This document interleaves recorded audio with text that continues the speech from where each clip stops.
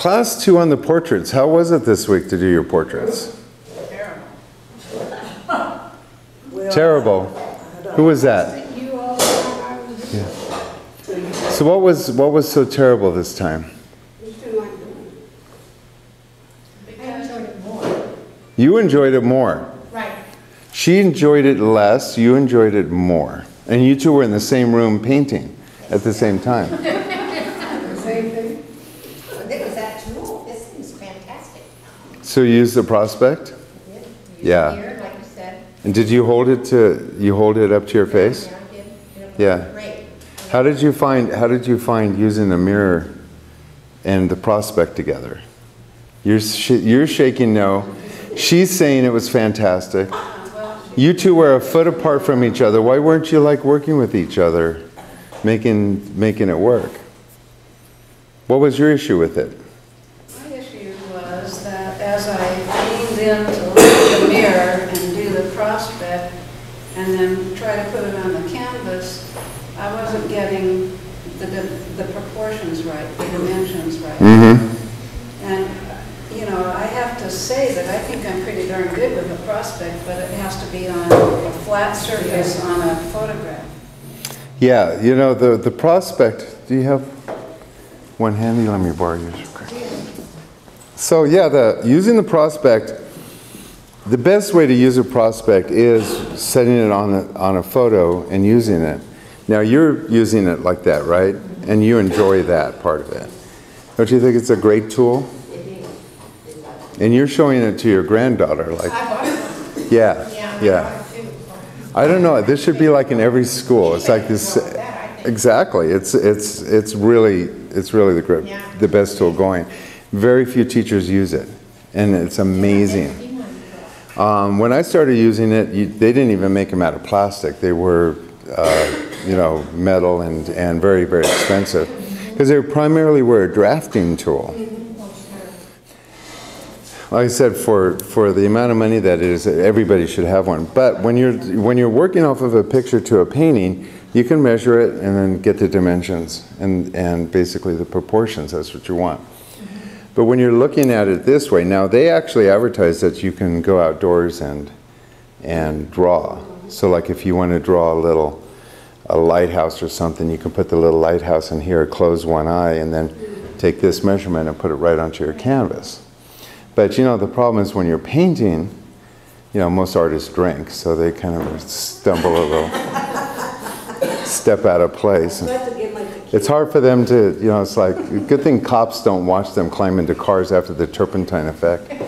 But you know, they close one eye and they measure and then they try to do a larger thing there. And then you're bound to step back at some point or move around or cough or, oh, where's my pencil? And then you're here, and then all of a sudden you're here again.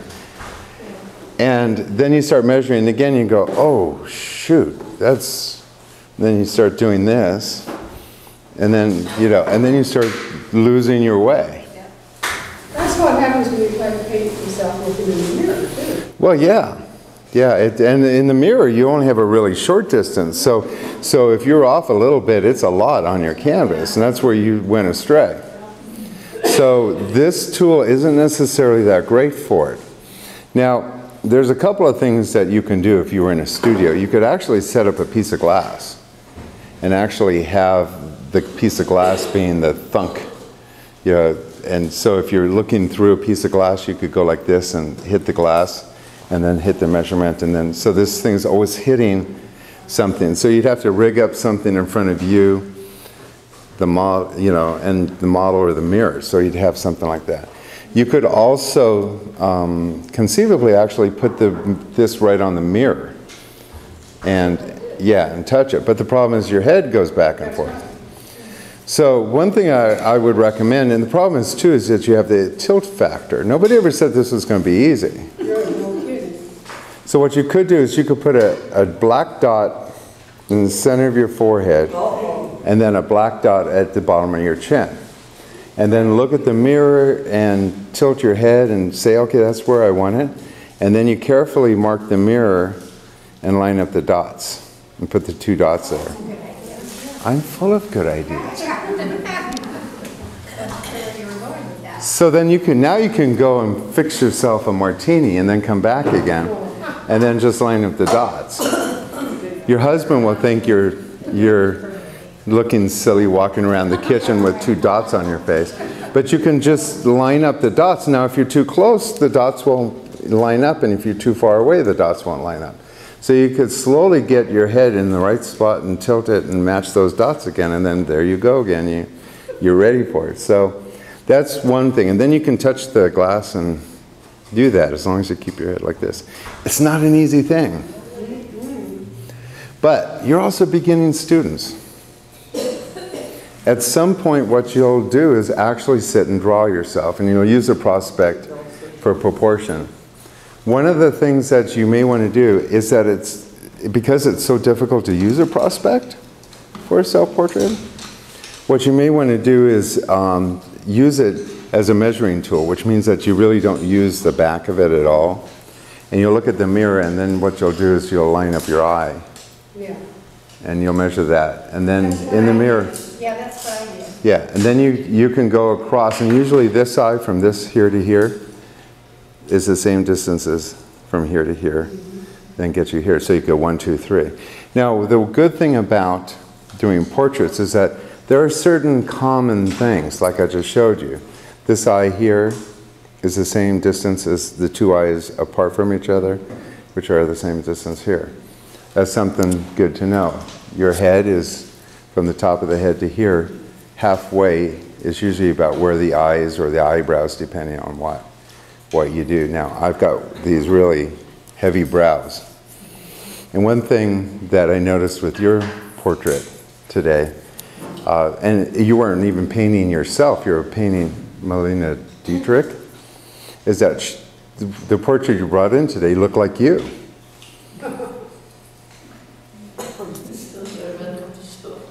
Well, but the thing is that's very common, is that we are very familiar with our faces. We see our faces and look at faces, especially women, because they spend a lot of time fussing with makeup and things like that. So they're very familiar with this. Whenever I paint something, because of my heavy brow, even like little tiny kids that look like cherubs with really bright eyes, they end up with these really heavy eyebrows. They look like very angry cherubs. So you tend to reach into those features. If you have a heavy jaw, your portraits. So you kind of have to watch out for that, because while you're painting another person's portrait, you tend to superimpose some of your features. And just realize that happens. And for you, it seems normal, because for you, that's how it feels to you. But to the person you're painting, they'll come back and go, my eyebrows aren't that heavy. So to use this as a measuring tool, and then you can use this and then measure the nose from here. Now, one thing where noses become a problem is because they come at you. So when we actually look at a nose this way, it actually is a certain length, and oftentimes we'll put that length onto the painting. But realistically, this length shortens because it comes out at you. It's actually foreshortened. So that's where people run into a problem when they're drawing their faces. Is because they think the nose is so long, but they don't get that it's tipped. And the foreshortening on anything, perspective is amazing. You can make something go into perspective in a very short distance. And so that. And then what happens is that they start getting really noodly in the nose. And this is even what happens with animals too. You start really paying attention to the nose. And then all of a sudden you come to class and you go, oh my God, I got a pig nose on my portrait or on my cat. And the issue is that, yeah, you get anybody that looks up like this, you are looking up in their nose. And if you bring a lot of detail up into there, it starts looking like a pig nose. In fact, if you actually stare at some noses for a while, it starts looking piggy too. That's why if you ever go on a first date, don't ever look at a guy's nose. You'll sit there and go, I can't. But it's the eyes that people look at. So what you always want to do is always blend the nose down. Take out the edges, to soften the inside. Don't make the 2 black holes. Those are kind of little secrets. And then with the mouth too. Because the mouth is kind of always moving. And we as people kind of are told, don't stare at their teeth. Or, you know, and if somebody does, and you know this when you're having a conversation with somebody and they start looking at your teeth, you start going, I have something in there? It's like, you know, you think like, because I mean, and look at what a little distance that is from the eyes. You know, so when we look at the eyes, we feel comfortable. When somebody's looking at your nose or your mouth, you think something's askew. Yeah. And then remember, we can't look at both eyes at the same time. So you're going to be looking at one. So basically, a face is actually a painting of a head with one eye. If you really think about it, that's what a portrait is. It's a painting of a head with one eye. One eye that's in detail that you bring the viewer in. The second eye, less detail, softer edges, nose, softer edges yet, and then mouth. Also, remember that you're always painting a mirror image of yourself. So even though it looks good to you, everybody else will tell you right off the bat, it doesn't look like you. And you'll look at it and go, wow, it really does look like me. I look in the mirror, that's what I look like. And they'll go, no, you don't look like that. And then you go, what do I look like? But you are in reverse. So you want to make sure that you always have that in mind when you're doing a portrait, a self-portrait. Nobody will like it but you. The good thing is eventually you will be gone and the portraits live on like Rembrandt. And people will come to the museum and they'll just adopt that that's the way you look. So, the hardest measurement, most portraits, where most portraits fail, are from the bottom of the eye to the mouth. And usually this gets extended too much. It's a third, isn't it? Well, most of this gets extended too much because you're compensating for the nose. And so usually what happens is you draw the nose down like this, you know, from this shape to this shape, because you think it has to be that long. And then what happens is that you move the mouth down, and chances are it usually gets like that. So usually the distance from the eyes to the mouth is where most mistakes are made on a portrait. Also, surprisingly, most mistakes are also made on a 3/4 view. We have a little bit of the side face in here. You have a full-on face on this side, and over on this side, what happens is that students have a tendency to want to pull this forward a little bit so you could see the full eye. And then they kind of start painting a little bit of they'll foreshorten it enough, but not enough. I mean, there are times when you go just slightly at this 3/4 view, and the eye actually is silhouetted against the wall, not even this side of the face is. So that's usually a big problem area in there too.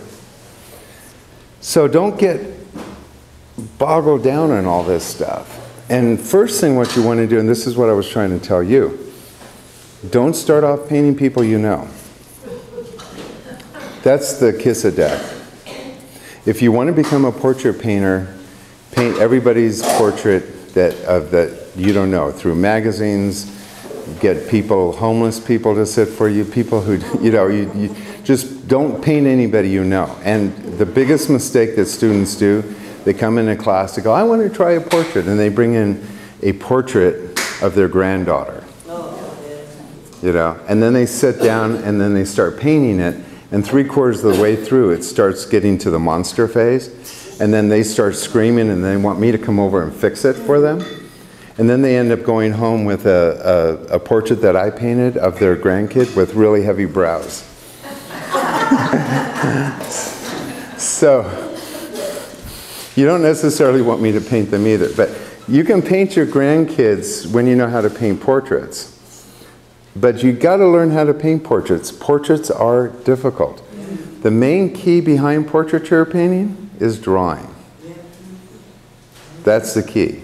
If you can draw, you can get a likeness. If you can't draw, you'll need to practice. And eventually you'll get it.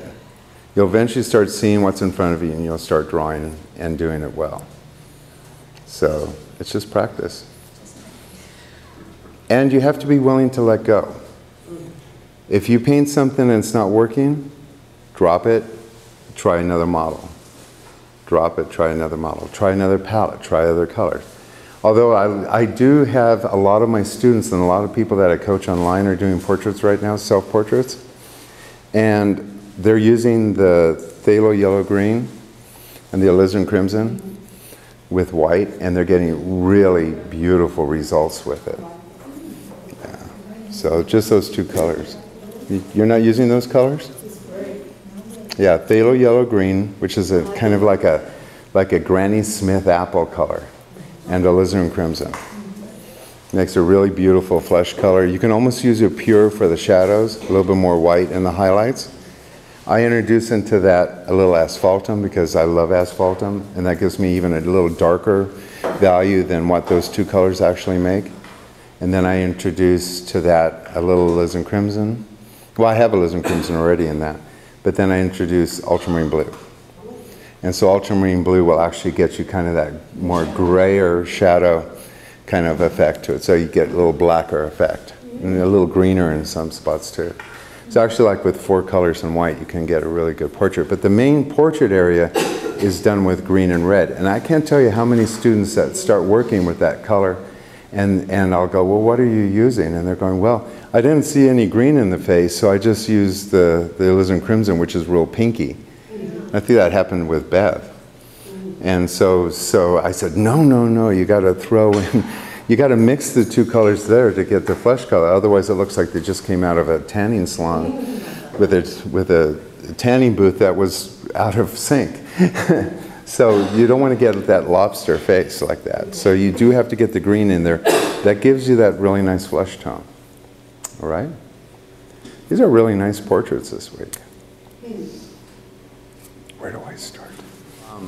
Keep in mind, when I give this homework assignment, I'm not actually asking for a self-portrait. In a way, it's kind of misleading. I'm not asking for a self-portrait. I'm asking you to actually draw a head. And the issue is, a head's a thing, and we don't paint things. So I'm not even asking you to paint a head. I'm asking you to paint a shape that captures lights and shadows. So ultimately, that's what I'm looking for. Now, the students that I coach with, a lot of them painted, and they didn't have any highlights and shadows. And I said, well, why are there no highlights and shadows? And I go, well, that was just my first layer, and I, just kind of laying the beginning flesh color. And I get that, and that's kind of a way to do it. But in this class, we try to paint alla prima. So what we want to do is we want to paint lights and darks at the same time. And ultimately, a portrait that looks like a photograph of an image of somebody that you know is boring. I know this because when I was at the Academy of Art and we were asked to do our self-portraits, I did that. I drew myself in a mirror. I spent the entire semester so that I wouldn't look ridiculous to make sure my drawing was perfect. Just to see people who had fabulous creative ideas actually go away from the line and actually paint the surface, and the surface meaning lights and shadows. And in my classes, lights and shadows are everything. They actually create the painting. And if you do lights and shadows really well, nobody cares if it looks like you at all. So like in this painting, you just have the drawing in, but it doesn't have the characteristics of that. So, when you set yourself up, just like with a still life, I ask you, in a still life painting, I ask you to, move it around until you get a shadow nose or something that looks interesting. Then that's what you want to paint, is the lights and shadows and lights and shadows and lights and shadows and lights and shadows.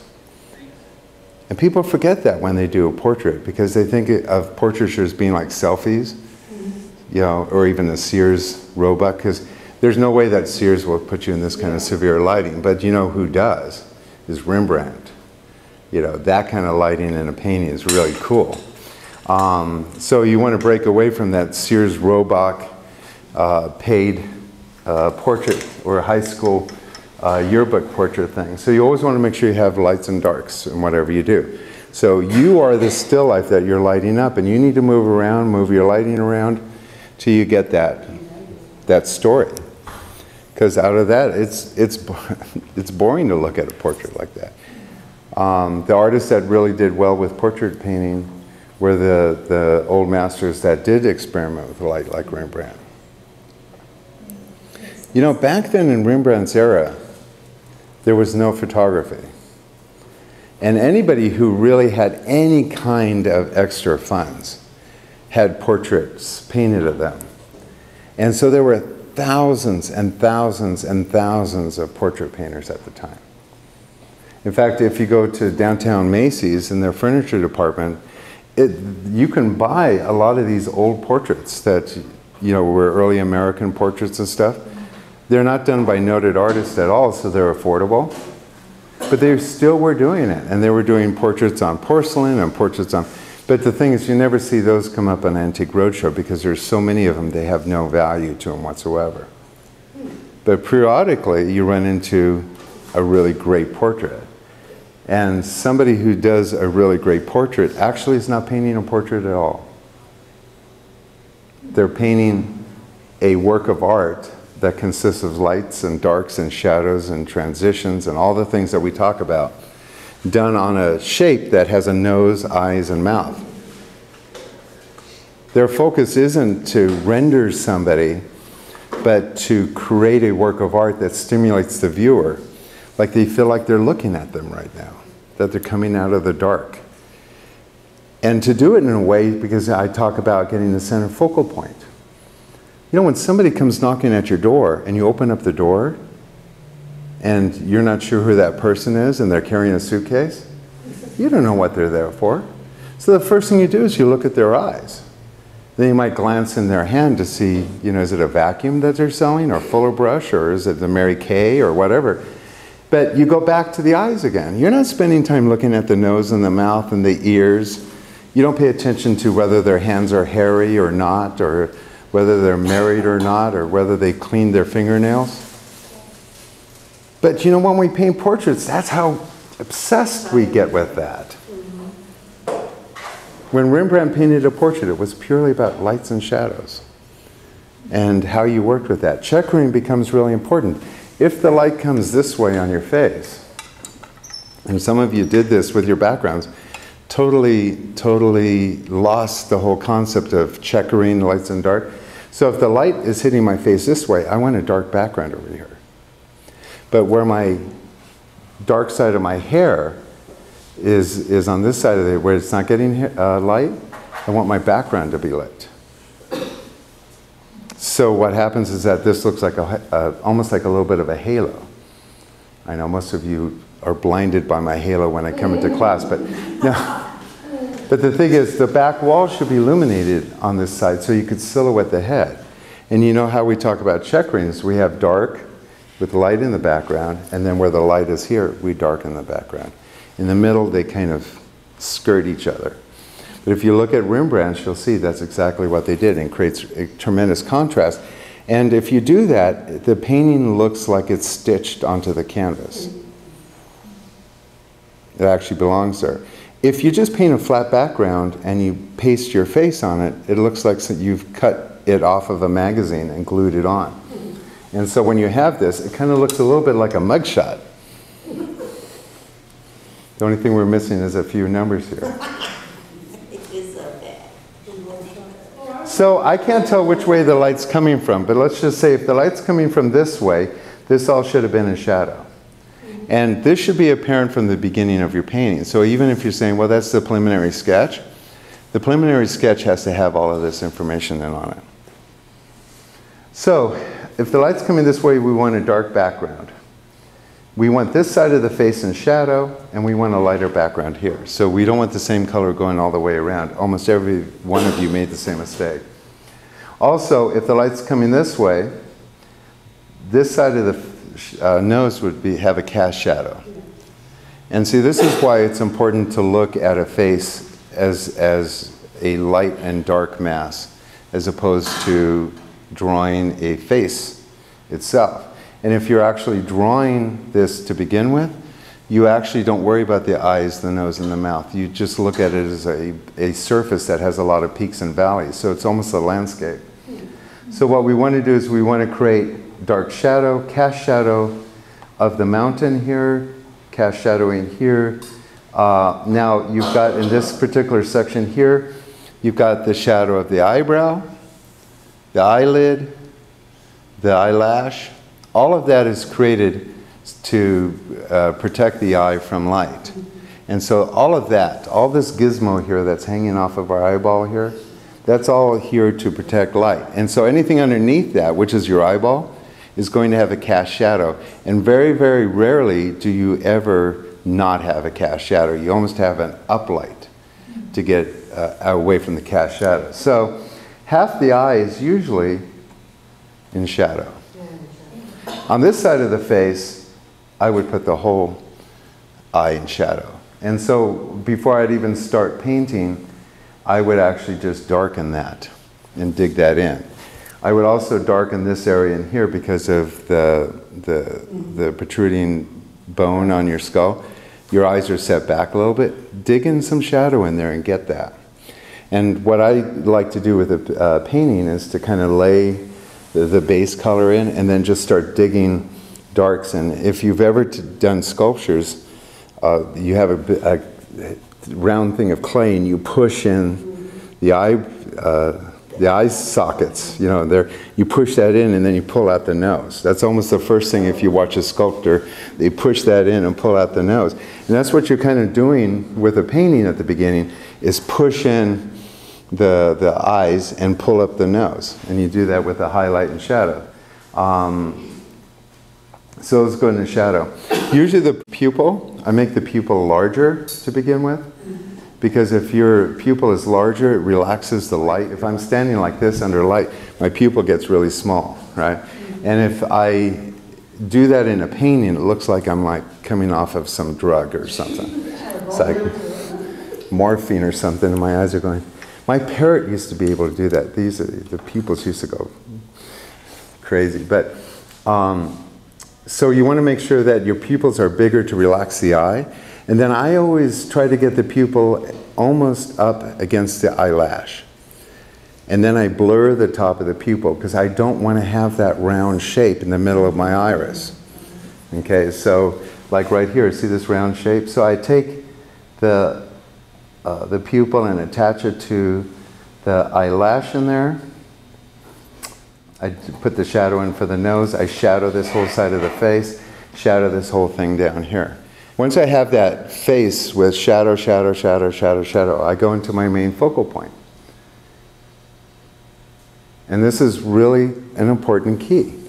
Don't start painting your background and all that. Once you have that mound of all those lights and shadows, then start with the eye, because the eye is the main focal point. And put in that iris and that iris. Put these two irises in. Boom, boom. And then paint them. They don't have to be perfect, but they have to be established. And what that does is, first thing, if the head is tilted, you can see that right away instead of fussing around. And some people leave the eyes to the end. And if the eyes aren't exactly correct, your model will not look right. And so to allow the eyes to find their place in that whole thing is really, really difficult. And then to know that it's actually the right proportion to the nose and all that becomes difficult. What I suggest is to bang, bang, put the two irises in, make sure that they're tilted or not. If they're straight, go and put the pupils in. And once you have those two marks in there, now what you can do is you can start gauging the rest of your portrait using these shapes. And so now everything is going to be correct. So you gauge everything off of where those two eyes are, as opposed to having no gauge until the very end, because the eyes are the ones, the eye is really the key to getting things done. So you want to get the eyes correct. Then you want to go in, once all of that's in, you want to go in and make one of the eye really dominant. The eye closest to the light, get the light into the iris, get a little highlight in there. Remember, the whites of the eye are actually the flesh color with more white. And the color of teeth is flesh color with more white. It's like the whitest thing on the portrait, but they're not white. I suggest painting portraits with no teeth, because it's a pain to, oftentimes they look like a mouthful of chiclets. But if you are painting the teeth, you want to go in with the darkest color first, just dirty up all the teeth into a dark color shadow, and then very carefully add white to the flesh color a little bit, and just highlight the tops of the teeth to give them a little rounded effect.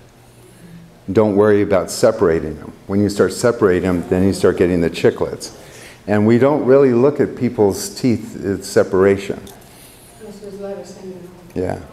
If you're going to do hands, don't have your hands look like this. Because if you look at anything, hand very long, it starts looking like a claw. So you always want to make sure you get your hands together like this and always tilt them. So it's always good to have them stick like this. Thumb kind of try. You know, if you end up doing something like this, it's going to look like a claw. If you're going to look like this, it looks like a lobster claw. So you always want to make sure that you tilt the hand back, cup the hands, tilt them over, so that you can kind of avoid these things. Now, as you become a master portrait artist, you can try to take on this, you know, that kind of look. But if you're just beginning, it's best to tie it together, and then when you're doing the fingers, paint the shadow area first, flat zone, shadow area first, and then just highlight the top. Don't dig in the lines between the fingers. Because when you dig in the lines before the fingers, then it looks like somebody made them out of wood. But if you kind of do, and this is what the Impressionists did, was that they said that what you do is you paint light. You know, they were painters of light. And so they would paint the form, and then they would put light on where the light hits, and the viewer would automatically form the rest of the hand. So you don't have to paint every finger, just the light hitting the finger. So now we have another one here. It's always funny, the person that does it, they always feel really uncomfortable and they want to giggle and laugh. It's fine. Now this is a pastel. Last night. Yeah. So last night that's what my students do. Last night she was in class. She says, "What's the homework?" And I said, "It's a self-portrait." And she looked at me and I said, "You're going to go home and do it?" And she says, "Yeah." So this is her after class, like at 10 o'clock at night. But you did it in pastel. And the thing with pastel and watercolor is that the techniques that I teach are the same. So you would use the same techniques in doing pastel and watercolors. Ultimately, when you're working with a prospect, it's a great idea to use this thing. But ultimately, you want to look at it and go, come on, what is the proportion? And use your basic drawing sense. And so I think you almost relied too much on this and not enough on you. And I would probably suggest somebody at your level of painting should probably freehand draw it first and then use the prospect to correct it. Okay, because I think if you would have kind of stabbed at it, just freehand draw, you would have gotten the proportions relatively correct. And then if you would have started putting this over, if it would have really shown that there was a problem, you could have corrected it. You would have looked at it and said, no, that's not like that. I think what happened here is you didn't quite step back enough from it and compare your drawing to see if there was an issue. It kind of looks like you just kind of worked right up into it. And so you become, you know, even the fact that you mentioned something like that means that you mulled it over too much. You've got to kind of be a little bit more like a passerby. You kind of pass by the nose, go to the mouth, go to the eyes, and then pass through the nose again, go to that. Don't try to finish the thing and finish the thing. Because then, after working on it to finish it, if I came over and said, no, the nose has got to be bigger, you're going to look at me like, I spent 3 hours on this nose and you're going to tell me now to change it? That's a really good point. If you're painting a portrait, don't own any of it at any point. Now, the way that Daniel Green works, and I've talked to him, he came over to my house for dinner once, and he's one of the best portrait painters in the world. I mean, he's really, especially as a portrait teacher. He sits down with the model and he sits and draws the model the first sitting, and then he'll put a coat of paint on. And then he sends the model home. And then a week later he calls for the model again, puts her back in the same, or he back into the same position, adjusts as best he can, and then he sets out to redraw the thing he just drew. Now, Daniel Green probably draws a portrait in his sleep perfectly. He'll probably draw somebody he saw at the grocery store for a second to be able to draw them, because that's all he does is portraits. But he doesn't take that for granted. He sits and he redraws that thing as if it were the first day, and then he paints it again. And then he sends the model home. And then he calls for the model again. She sits down, get the face going, and he redraws it a third time. 3 times, and every time he draws it as if it's for the first time. So it's okay to redraw and redraw and redraw. It's not okay to obsess, obsess, obsess. And when you obsess like on a mouth, on a nose, which is really not that important, what happens is that it starts getting more real and more vivid, and the nose starts to go like this, and you start getting, the mouth starts getting stiff, and you start getting angry at the thing, because we don't look at noses and mouths. And you become obsessed with it, and all you can see. And then when you go to show your husband, he goes, ah. You go, it's the nose, isn't it? You know? And so what you want to do is you want to obsess with the eyes, because that's really the most important part of the painting. Come visit the nose, visit the mouth, visit the ears, visit the hands. Go back to the nose, go back to the mouth, go back to the ears. Just never really finish it. If you look at Sargent's portraits, most of the face isn't done. The eyes are, but the rest of them aren't. So just really important key. But notice her nose. I mean, you really don't even notice that there's no nose there. And that's just how we see things. We didn't even like look at it going, oh my God, because we obsess with the eyes and the hat and some of the lighting. And you don't even notice that the nose is not even, did you notice the nose wasn't there? That's all you need. If you came in this classroom and you had no nose, I would go, hey, you need to go see a doctor. There's something problem there. But, you know, you come in, I don't judge your nose because I'm looking at your eyes. I'm not, you know, so the only people who really judge people's noses are people that have problems with their nose. Like, you know, if they want a nose job and they've got a real honker. They like mull over everybody's noses. But this is kind of how you handle it. You probably want a little bit more detail on it, but it's surprising that we don't really make an issue about it. Your lips, they're there. They're not mulled over. Your eyes definitely have. The problem here, I think, this eye seems dominant, and I kind of like that in comparison to this. So I don't even really see a problem with that. The head, you have a really nice start. Yeah, this is really difficult to work with as far as self-portrait. One thing, you know, the obvious thing is that this eye is too high. It should be lower to match out. You know, whenever you do self-portraits like this, you do get this staring look. That can be helped. And that's how I can see sometimes whether or not a student's actually painting from a mirror or if they're painting from a photograph. Because when you're doing a photograph, you have this, you know, oh, cute. But with when you self-portrait, it's like at first you're like that, and then an hour into it, you're like, you know, so you start changing your face. What I love about it, though, is there's a lot of emotion in this. Her brush strokes are emotion. She looks like just a very casual person that's very, very intense. Well, she's not very intense. She seems to be somewhat of a quiet one. Here we have her hair up. She usually like covers her hair down, so she's a little bit more aggressive. But the characteristics, look at how beautiful that nose is, the lips. Yeah. Actually, if we end up looking at all that here, this is really beautifully done. Beautiful effect of light. I would love to have seen more shadow in here. Yeah, this is, again, we don't want to concentrate on the face. We want to concentrate on the effects. And when you lay the whole face down and you don't hide any of it into some kind of shadow, you kind of bring it up so it's relatively flat, it ends up being a thing painting or a face painting. And I think that this side of the face could have been a little bit more in shadow. I love the way that the light's hitting here, and I'd love to have that play. Nice area of light. Now see, right in here, we want highlight in here. This should have been darker in here.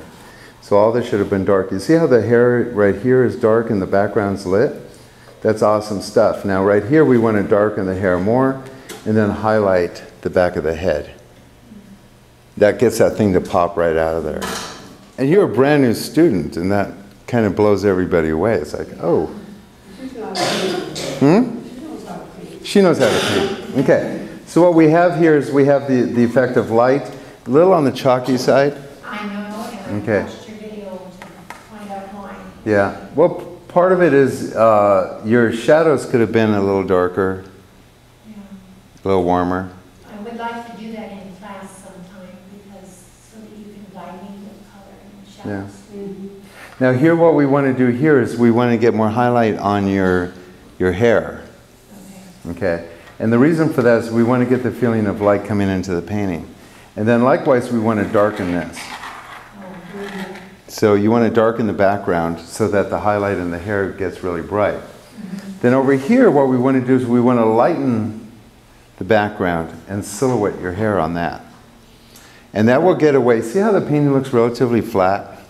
Again, it's a little bit of that mugshot kind of feeling. By bringing a lot of light in the background here and silhouetting the hair against that light back in there, you're going to create an awesome silhouette. So make that side lighter and the side darker? Yeah, so this is darker, this is lighter. The hair is light, the shadows are dark. Your mouth, notice how we don't look at the mouth and you've blurred that nicely down. Yeah. The dark in the nose could be a little softer, just a tad, but you handled the edges really beautiful. I'd like to see one dominant eye. Yeah, so they're both kind of the same. So I probably would have suggested this eye to have a little bit more blue in it, a little bit more highlight in it. This eye here go into more shadow and darken that down a little bit. Wonderful shadows in the face and stuff. So everything's really good.